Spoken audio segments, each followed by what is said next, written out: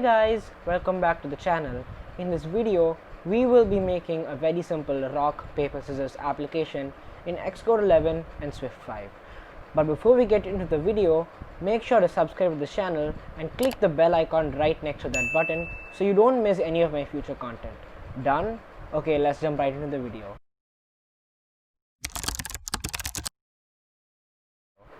So we're going to begin by opening up Xcode, and this is Xcode 11.4.1. so just put that out there. Let's begin by creating a new Xcode project, making that a single view application, and let's just call this RPS for simplicity. Make sure the language is Swift and the user interface is storyboard and not Swift UI. Then click on that awesome next button and save this wherever you please. I'm going to do it on my desktop.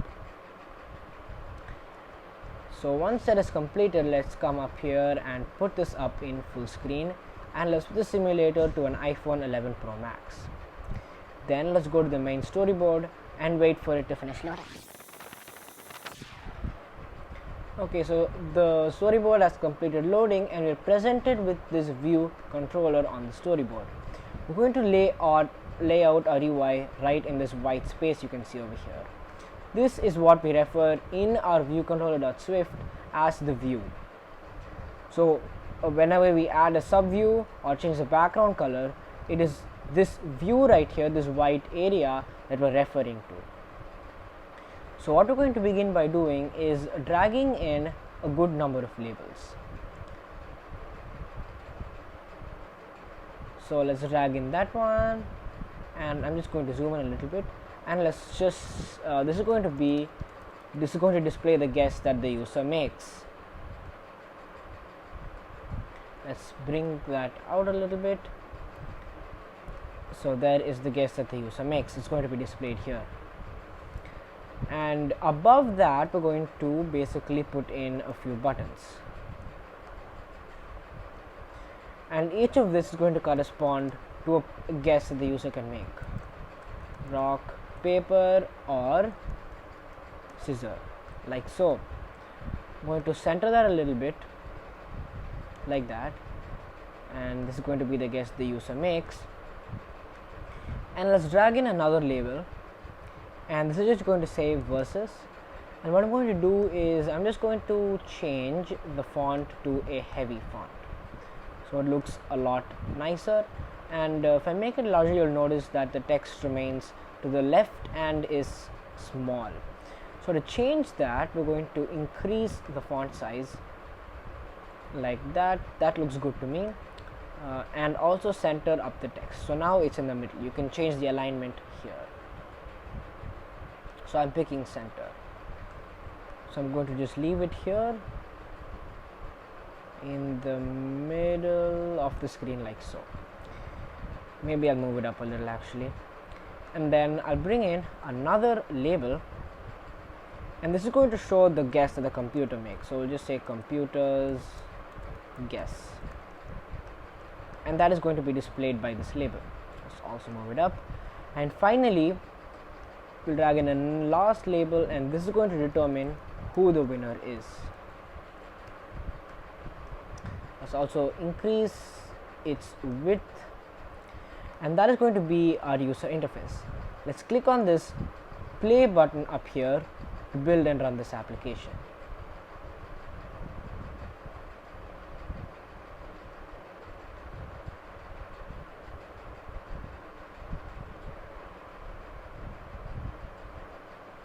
So the build has succeeded, and it is launching the app, as you can see up here. So let's jump onto the simulator to see what we get.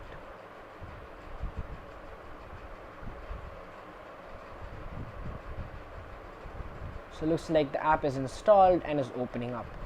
Let's wait for it to launch. And there is the wonderful user interface we just created in the main.storyboard. Now let's link this all up to the code so we can add some functionality to this seemingly useless application. So let's wait for the assistant editor to load up. or we can just switch this to the view controller like that, and here I want my view controller scene. Now I'm going to create a common function for all these three buttons. So let's press Ctrl on our keyboard and drag it to the editor on the right, and I'm just going to call this user guest, and you want to make sure the type is of UI button. It's really important to do that, else we'll have to work with some unwrapping and converting it from any to a UI button, which is quite annoying. Click on the connect button to create the function.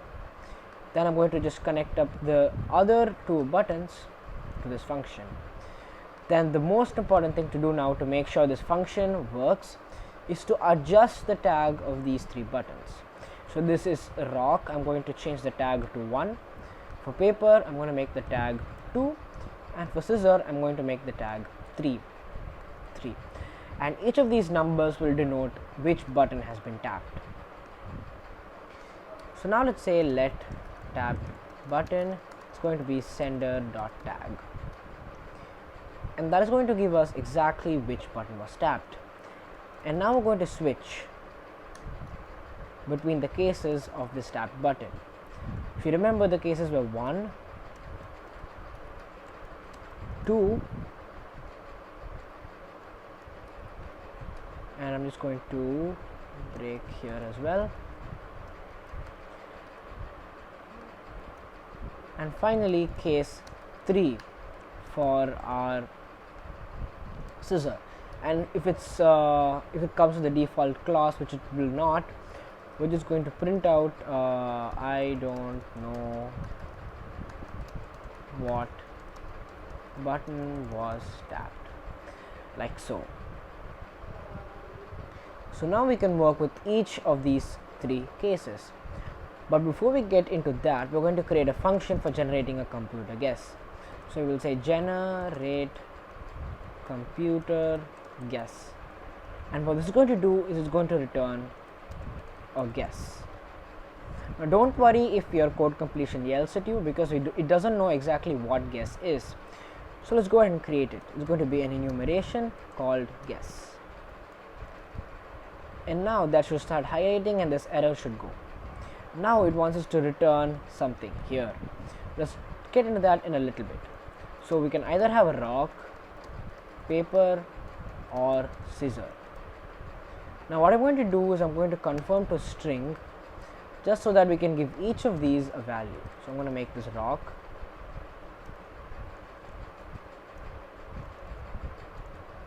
make this paper, and this as scissor. So now we have our three cases: rock, paper, or scissor. Now let's create all the possible guesses. So let's say let guesses is basically going to be an array of guess, and we're going to just say rock dot paper and dot scissor. These are the three cases we have up here. Next, we're going to basically just return a random element from these guesses. You'll notice that random element returns an optional value, so we want to unwrap that. We're not going to worry about unwrapping, because the reason it will even return nil in this function is if there are absolutely no elements in here, like this. But in our case, we actually have three elements, so we can just go ahead and force unwrap this. That's not going to give us any problems while building. So next, we're going to determine the winner. So we'll create a function for that. So we'll say let determine winner, and it's going to take in a guess from the user, which is going to be a guess, and a guess from the computer. It's also going to be of type guess. Now what it's going to do is that we're going to create another enumeration. We'll say enum winner. This is also going to confirm to string, and we'll say case user. That's going to be equal to user has, not user, that's going to sound a little bad, so we can say u1. And in the case of a computer, we will say computer 1. like that. And what it's going to do is it's going to return a winner like that. Now we're going to basically, it's again going to give us an error because we're not returning a winner just yet. So just to make sure this builds, we'll just return .user for now, like this. Now what we're going to do is that we're going to first of all update our UI, but actually to update the UI we need some outlets for that, which I forgot. So I'm going to option press on my keyboard and click on the main.storyboard. Oh, that didn't work because we have this zoomed in. So now let me pick the view controller here and let's drag in these labels as outlets. So I'm just going to call this user guess and this as computer guess and this as the winner. So now we have the label which we want to update, the three labels which we want to update. So first we will actually we're going to go ahead and access the user guess and access its text property. I'm going to set that to this you guessed and then the user and its raw value. This raw value will go ahead and return the string after the case declaration. So in this case it's going to be rock. And similarly I'm going to say computer guess, its text is going to be computer guessed computer.raw value. That is going to again refer to one of these three values up here. Now once that has been completed, we're going to go ahead and say switch user and we're going to just press command B for the code completion TL, and we're going to just go ahead and say fix so that we get all these cases. Okay, so now we have case rock, paper and scissor. Now if it is rock, what do we want to do? We want to check who has won basically. So if it is rock, we're going to check if the computer was paper. In that case actually the computer has won. Now when will the computer lose? If the computer is going to be .scissor, and else it means the computer is also the same as rock, which is the user's guess, then it's a tie. So let's go ahead and say if computer is paper, our winner label winner dot text is going to be u1, or we can actually just go ahead and return dot user like this. And if this, we're going to just return dot computer, and actually we need one more case here, and that's going to be tie, and that's going to be equal to tie, like so. And if it is here, we're going to go ahead and return dot tie. We're going to use similar logic for the remaining two statements. So if the case is paper, when will the computer win?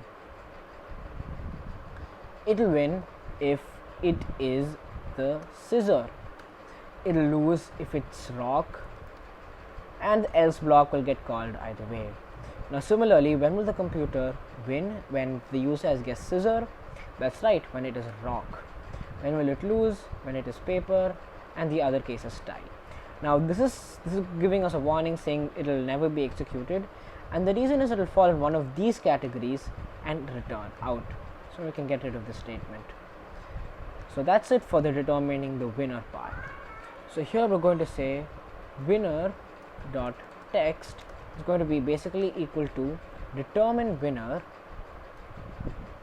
and this is going to be based on the guess that the user makes. So if it's case 1, it means it's a rock. The computer guess will be generate computer guess. So we want to actually access